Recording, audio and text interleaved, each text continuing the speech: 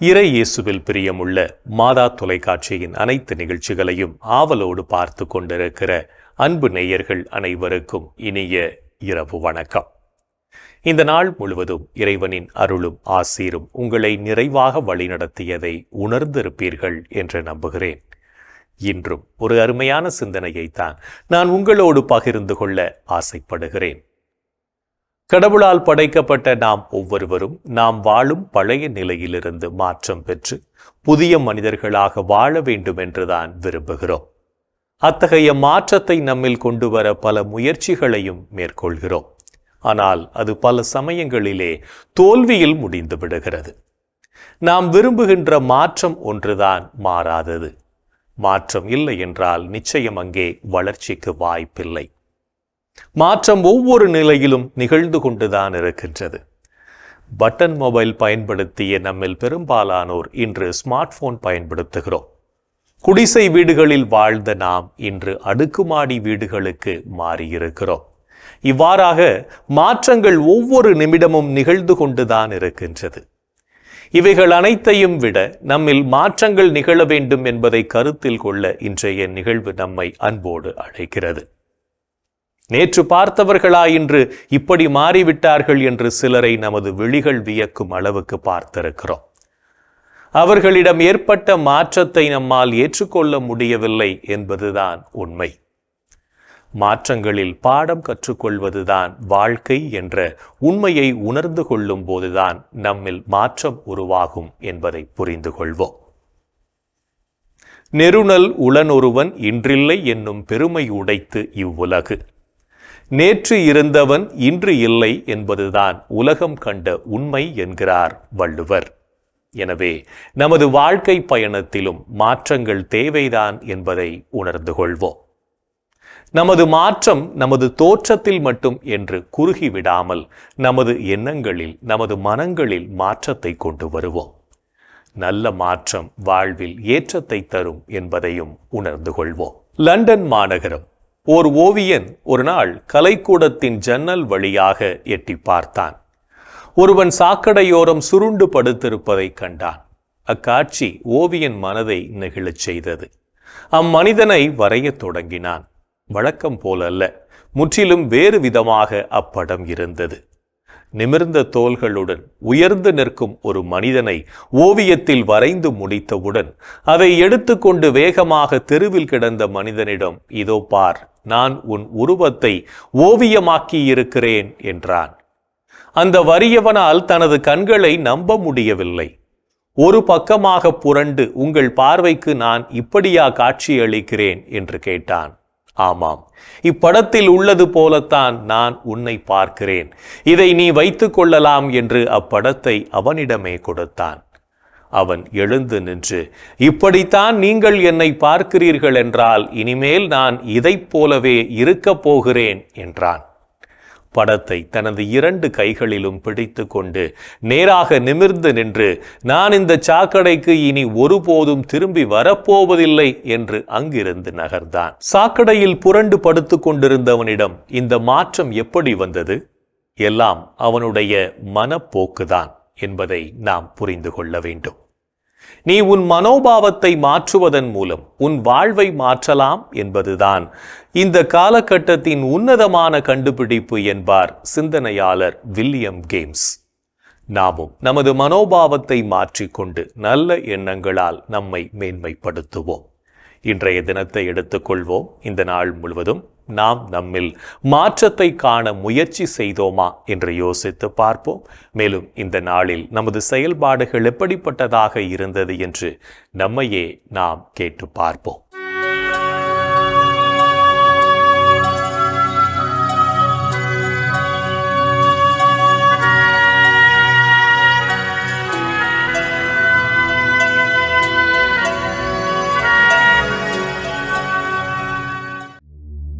இன்று நீங்கள் தூய ஆவியாரை பழித்து பேசினீர்களா? தூய ஆவியாரே அனைத்தையும் துருவி ஆகிறவர், கடவுளின் ஆழ்ந்த எண்ணங்களையும் அறிகிறவர். இன்று நீங்கள் உங்கள் கடவுளாகிய ஆண்டவரை சோதித்தீர்களா? உன் கடவுளாகிய ஆண்டவரை சோதிக்க வேண்டாம். இன்று நீங்கள் பேசிய வார்த்தைகளால் மற்றவர்களை மனம் நோகச் செய்தீர்களா? காயப்படுத்த பலர் இருந்தாலும் மருந்தாக சிலர் இருப்பதாலேயே நம் வாழ்க்கை அடுத்த கட்டத்தை நோக்கி பயணிக்கிறது. இன்று நீங்கள் உங்கள் குடும்ப அமைதியை குலைக்க காரணமாயிருந்தீர்களா? விட்டுக் கொடுங்கள், விருப்பங்கள் நிறைவேறும். மன்னிப்பு கொடுங்கள், தவறுகள் குறையும். மனம் விட்டு பேசுங்கள், அன்பு அதிகமாகும். இன்று நீங்கள் நல்லவற்றை சிந்தித்து செயல்பட்டீர்களா? நம் ஆண்டவராம் இயேசு கிறிஸ்துவும் நம்மீது அன்பு கூர்ந்து தம் அருளால் நிலையான ஆறுதலையும் எதிர்நோக்கையும் அளித்த நம் தந்தையாம் கடவுளும் உங்கள் உள்ளங்களுக்கு ஊக்கமளித்து நல்லதையே சொல்லவும் செய்யவும் உங்களை உறுதிப்படுத்துவார்களாக. இன்று நாம் எப்படிப்பட்ட செயல்களை செய்திருக்கிறோம் என்று நம்மையே நாம் திரும்பி பார்த்த வேளையில் பல செயல்கள் இறைவனுக்கு ஏற்புடையதாக இருந்தாலும் சில செயல்கள் இறைவனுக்கு எதிராகவும் அமைந்திருக்கும். அத்தகைய தருணங்களுக்காக மனம் வருந்தி மன்னிப்பு கேட்டு மனத்துயர் மன்றாட்டை ஜெபிப்போம்.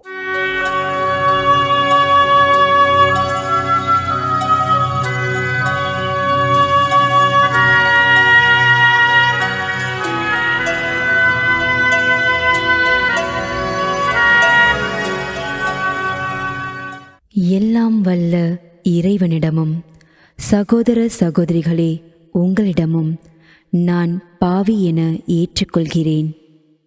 ஏனெனில் என் சிந்தனையாலும் சொல்லாலும் செயலாலும் கடமையில் தவறியதாலும் பாவங்கள் பல செய்தேன். என் பாவமே, என் பாவமே, என் பெரும் பாவமே.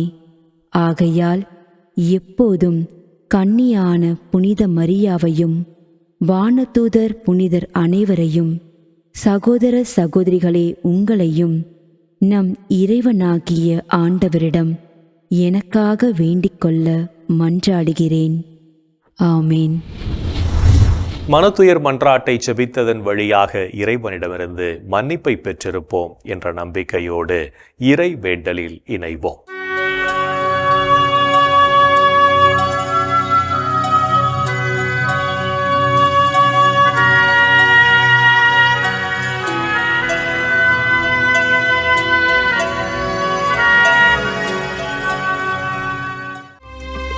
இறைவா இறைவா எமக்கு துணை புரிய வாரும்.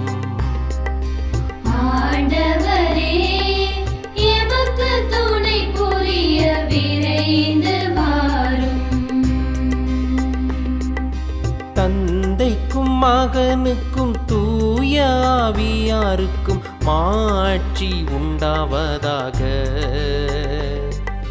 தொடக்கத்தில் இருந்தது போல் இப்பொழுதும் எப்பொழுதும் என்றென்றும் இருப்பதாக. ஆமென்.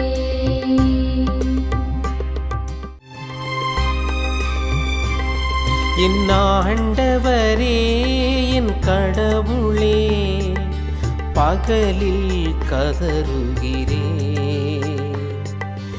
இரவில் முன்னிலையில் புலம்புகிறேன். என் ஆண்டவரே என் கடவுளே பகலில் கதறுகிறேன், இரவில் முன்னிலையில் புலம்புகிறேன்.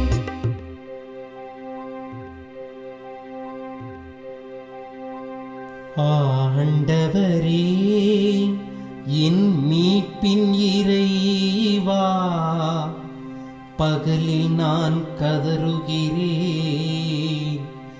இரவில் உமது முன்னிலையில் புலம்புகின்றேன். என் மன்றாட்டு திருமுன் வருவதாக, என் கூக்குரலுக்கு செவி சாய்த்தருளும். ஏனெனில் என் உள்ளம் துன்பத்தால் நிறைந்துள்ளது,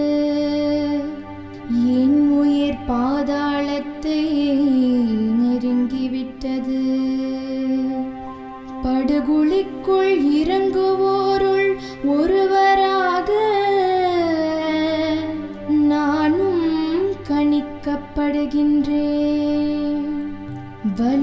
மற்ற மனிதர் போலானே. இறந்தோருள் ஒருவராக கைவிடப்பட்டேன், கொலையுண்டு கல்லறையில் கிடப்பவர் போலானேன். அவர்களை நீர் ஒருபோதும் நினைப்பதில்லை, அவர்கள் உமது பாதுகாப்பினின்று அகற்றப்பட்டார்கள். ஆழமிகு படுகொலிக்குள் என்னை தள்ளிவிட்டே, காரிருள் பள்ளங்களுக்குள் என்னை கைவிட்டு விட்டே. உமது சினம் என்னை அழுத்துகின்றது, அலைகள் அனைத்தாலும் என்னை மூழ்கடிக்கின்றே. எனக்கு அறிமுகமானவர்களை என்னை விட்டு விலகச் செய்தீர், அவர்களுக்கு என்னை அருவருப்பாக்கினீர். நான் வெளியேற இயலா வண்ணம் அடைபட்டுள்ளேன், துயரத்தினால் என் கண் மங்கி போயிற்று. ஆண்டவரே, நாள்தோறும் உம்மை மன்றாடுகின்றேன், உம்மை நோக்கி என் கைகளை கோப்புகின்றேன். இறந்தோர்க்காகவா நீர் வியத்தகு செயல்கள் செய்வீர்? கீழுலகின் நாவிகள் எழுந்து உம்மை புகழுமோ? கல்லறையில் உமது பேரன்பு எடுத்துரைக்கப்படுமா? பாதாளத்தில் உமது சொல்லுறுதி அறிவிக்கப்படுமா? இருட்டினில்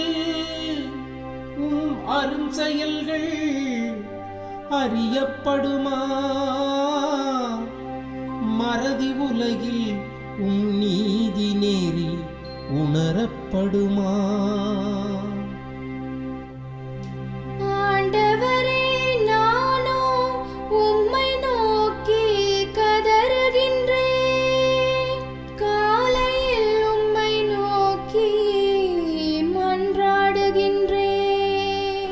ஆண்டவரே, என்னை ஏன் தள்ளிவிடுகின்றீர்? என்னிடமிருந்து உமது முகத்தை ஏன் மறைக்கின்றீர்? இளமை முதல் நான் துன்புற்று மடியும் நிலையில் உள்ளேன், உம்மால் வந்த பெருந்திகளால் தளர்ந்து போனேன். உமது வெஞ்சினம் என்னை மூழ்கடிக்கின்றது, அச்சம் தரும் தாக்குதல்கள் என்னை அழிக்கின்றன. அவை நாள் முழுவதும் வெள்ளப்பெருக்கென என்னை சூழ்ந்து கொண்டன. அவை எப்பக்கமும் என்னை வளைத்து கொண்டன. என் அன்பரையும் தோழரையும் என்னை விட்டு அகற்றினீர். இருளே என் நண்பன், இருளே என் நண்பன். தந்தைக்கும் மகனுக்கும் தூய ஆவியாருக்கும் மாட்சி உண்டாவதாக. தொடக்கத்தில் இருந்தது போல் இப்பொழுதும் எப்பொழுதும் என்றென்றும் இருப்பதாக. ஆமென். என் ஆண்டவரே, என் கடவுளே, பகலில் கதறுகிறேன், இரவில் முன்னிலையில் புலம்புகிறேன். என் ஆண்டவரே, என் கடவுளே, பகலில் கதறுகிறேன், இரவில் முன்னிலையில் புலம்புகிறேன். இறைவனின் உடனிருப்பு இந்த இரவு பொழுதிலும் நம்மை பாதுகாத்து வழி நடத்தும் என்ற நம்பிக்கையை இறை வேண்டலின் வழியாக பெற்றுக்கொண்ட நாம் இப்போது நாளைய நற்செய்தி வாசகத்திற்கு செவிமடுப்போம்.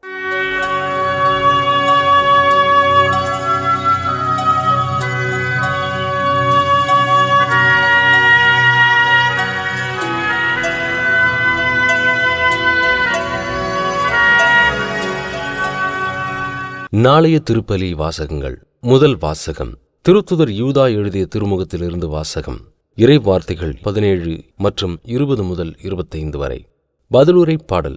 திருப்பாடல் அதிகாரம் 63. இறை வார்த்தைகள் 1 முதல் 5 வரை. மார்க்கு எழுதிய தூய நற்செய்தியிலிருந்து வாசகம். அதிகாரம் 11.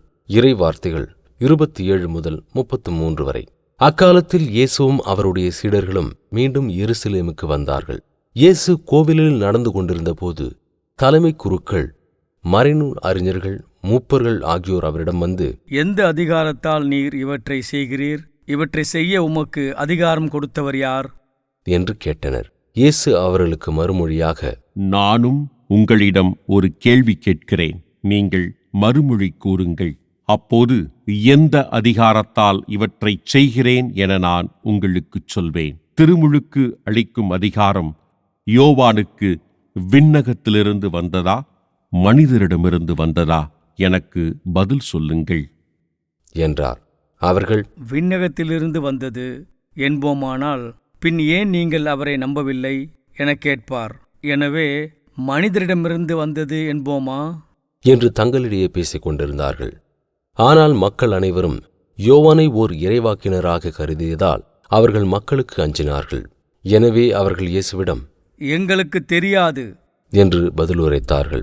இயேசுவும் அவர்களிடம், எந்த அதிகாரத்தால் இவற்றை செய்கிறேன் என்று நானும் உங்களுக்கு கூற மாட்டேன் என்றார். ஆண்டவரின் அருள்வாக்கு. கிறிஸ்துவே உமக்கு புகழ்.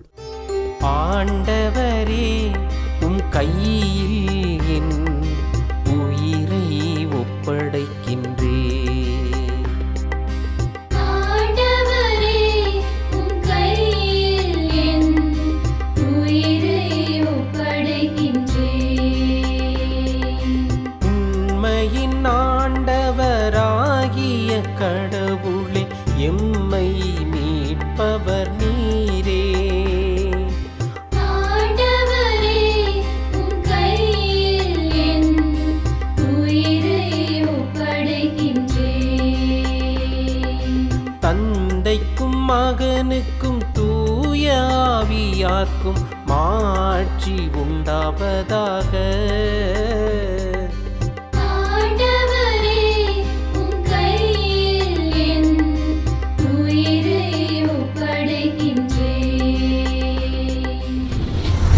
நாம் ஒவ்வொருவரும் ஆண்டவரில் நம்பிக்கை கொண்டு வாழவும், அவர் நமக்கு கற்றுத்தரும் படிப்பினைகளை வாழ்வாக்கவும் அழைப்பு விடுக்கும் இயேசுவின் குரலுக்கு செவிமடுத்து வாழ்வோம் என்ற சிந்தனையோடு சிமியோன் பாடலில் இணைவோம்.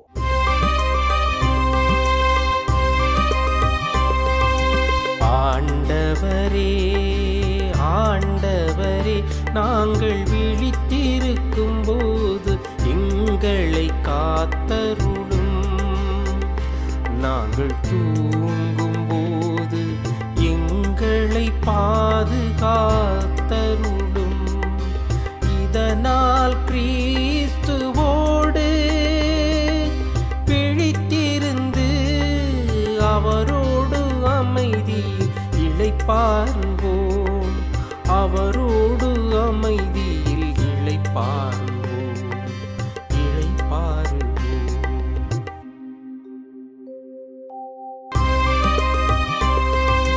ஆண்டவரே, ஆண்டவரே, உமது சொற்படி உம்மடியான் என்னை இப்போது அமைதியுடன்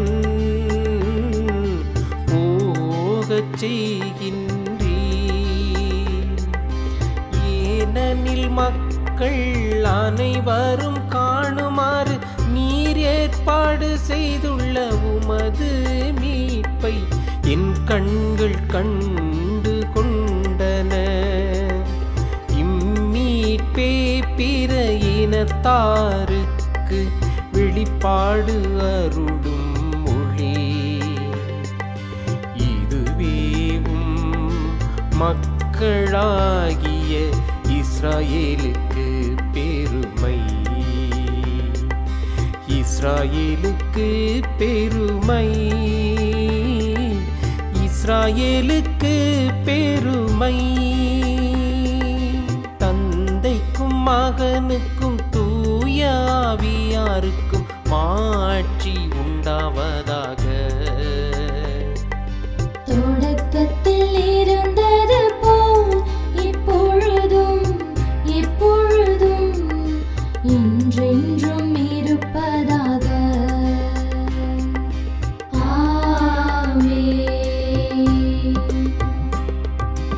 ஆண்டவரே ஆண்டவரே, நாங்கள் விழித்திருக்கும் போது எங்களை காத்தருளும். நாங்கள் தூங்கும் போது எங்களை பாதுகாத்தருளும். இதனால் கிறிஸ்துவோடு பிழித்திருந்து அவரோடு அமைதியில் இளைப்பாறுவோம், அவரோடு அமைதியில் இளைப்பாறுவோம்.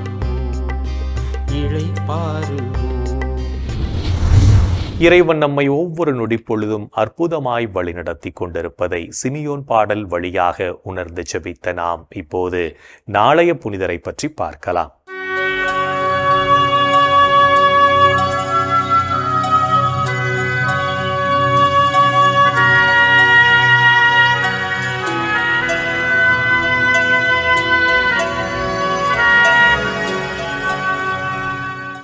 மே 30 புனித ஜோன் ஆஃப் ஆர்க்.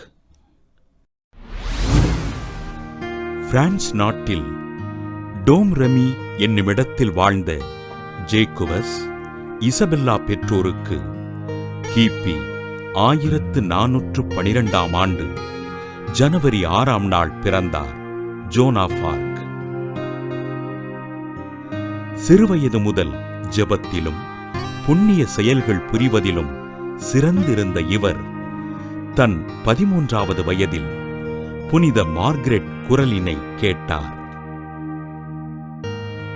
கிபி 1428ஆம் ஆண்டு ஆங்கிலேயர்கள் பிரான்ஸ் நாட்டை தாக்க வரப்போவதினை காட்சியாக கண்ட ஜோன் ஆஃப் ஆர்க் தன் வீட்டை விட்டு வெளியேறி அரசர் 7ஆம் சார்லஸின் போர்ப்படைகளுக்கு தலைமையேற்று படைவீரர்களை வழிநடத்தினார். கிபி 1429 மே 8ஆம் நாள் தன் 18வது வயதில் பிரான்ஸ் நாட்டின் ஆர்லியன்ஸ் என்னுமிடத்தில் ஆங்கிலேயரை எதிர்த்து போர் புரிந்த ஜோன் ஆஃப் ஆர்க் துணிச்சலோடு படையினை வழிநடத்தி ஆங்கிலேயரை தோற்கடித்தார்.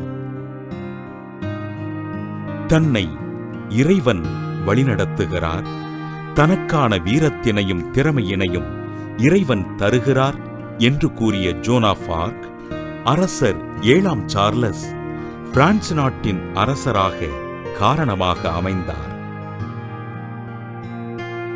பிரான்ஸ் நாட்டு மக்களுக்கு ஆண்டவரின் நற்செய்தியை அறிவித்து அவர்களை கிறிஸ்துவத்தினை பின்பற்றச் செய்த இவர் 1430ஆம் ஆண்டு மே 23ஆம் நாள் மார்க்கண்டேய படை வீரர்களால் கைது செய்யப்பட்டு ஆங்கிலேயரிடம் ஒப்படைக்கப்பட்டார். சிறையினில் சித்திரவதைக்கு ஆட்பட்ட ஜோன் ஆஃப் ஆர்க் கிபி 1431ஆம் ஆண்டு மே 30ஆம் நாள் தன் 19வது வயதில் தீயிலிட்டு படுகொலை செய்யப்பட்டார். சிறை வாழ்க்கையின் போது எந்நேரமும் ஆண்டவரிடம் முழந்தாள் படியிட்டு மக்களுக்காகவும் உலக சமாதானத்திற்காகவும் ஜெபித்த ஜோன் ஆஃப் ஆர்க்கினை திருத்தந்தை 15ஆம் ஆசீர்வாதப்பர் 1920ஆம் ஆண்டு மே 16ஆம் நாள் புனிதராக உயர்த்தி பிரான்ஸ் நாட்டின் பாதுகாவலராக அறிவித்தார். புனித ஜோன் ஆஃப் ஆர்க் திருவிழாவினை கொண்டாடுகின்ற நாம், போரின் போது உடல் ஊனமுற்று வாழுகின்ற படைவீரர்களுக்காகவும் அவர்களின் குடும்பங்களுக்காகவும் ஜெபிப்போம். புனிதர்கள் ஒவ்வொருவரும் தங்களது வாழ்க்கையின் மூலம் இறைவனுக்கு சான்று பகர்ந்து வாழ்ந்தவர்கள் என்பதை உணர்ந்தவர்களாய் நாமும் அவர்கள் வழியில் வாழ்ந்து இறை வழியில் பயணிப்போம் என்ற நம்பிக்கையோடு நாளைய தினம் முழுவதும் மௌனமாக இருந்து ஆண்டவரின் அருளை நிறைவாக பெற்றுக்கொள்வோம். இன்றைய நாளிலே நாம் சிறப்பாக மறைபரப்பு பணிக்காக இந்த மறைபரப்பு தலங்களிலே பணி செய்கின்ற அருட்தந்தையர்கள், அருட்சகோதரிகள், பொதுநிலையினர் ஒவ்வொருவருக்காக நாம் உருக்கத்தோடு மன்றாடுவோம்.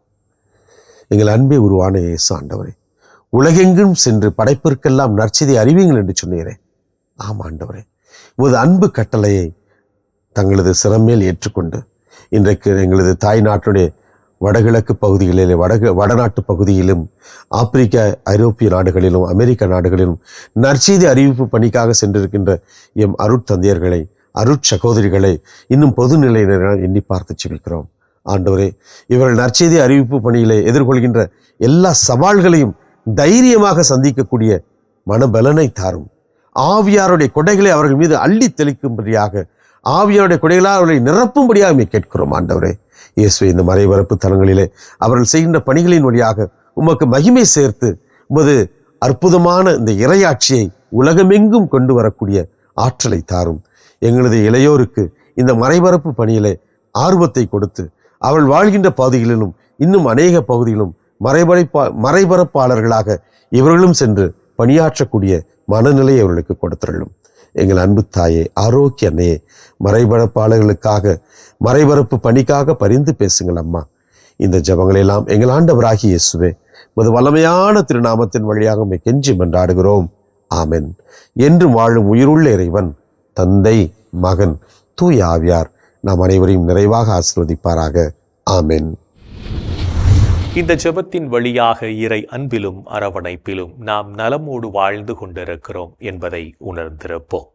இறை ஆற்றலும் வல்லமையும் என்றும் நம்மில் தங்கும். அன்னை மரியாவும் நமக்கு உதவிகள் செய்வார் என்ற நம்பிக்கையோடு அவரின் துணை வேண்டி இந்த நிகழ்வை நிறைவு செய்யலாம். Good night.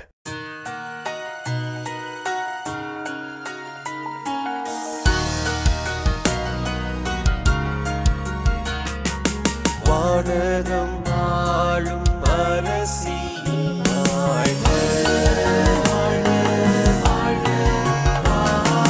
வானவர் அனைவரின் தலைவியே வாழ்க, இசையின் வேரே உலகில் பேரொளி உதயம் ஆகிய வாயிலை வாழ்க.